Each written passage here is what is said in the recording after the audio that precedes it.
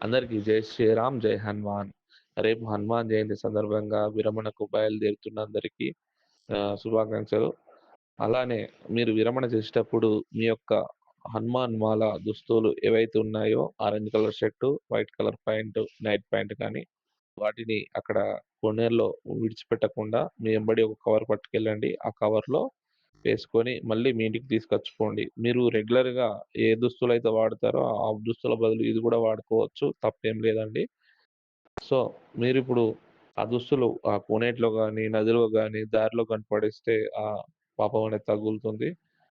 మీకు ఆ దుస్తులు నచ్చకపోతే వేసుకోవడానికి ఎవరైతే ఇంటి ముందడికి భిక్షాటనకొస్తారో దుస్తులు లేని వాళ్ళకిస్తే మంచి పుణ్యం దొక్కుతుంది.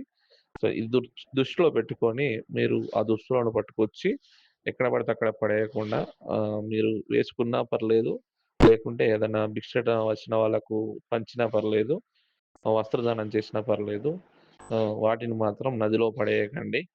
ఎందుకంటే మనము 41 రోజులు, 21 రోజులు, 11 రోజులు నిష్టగా మాల ధారణ చేసిన దుస్తులవి. దానికి ప్రాముఖ్యత ఇవ్వాలి. మాల విరమణ చేసిన వెంటనే వాటికి అంత విలువ లేకుండా చేయకండి. అందరు స్వాములకు ఇదే విజ్ఞప్తి.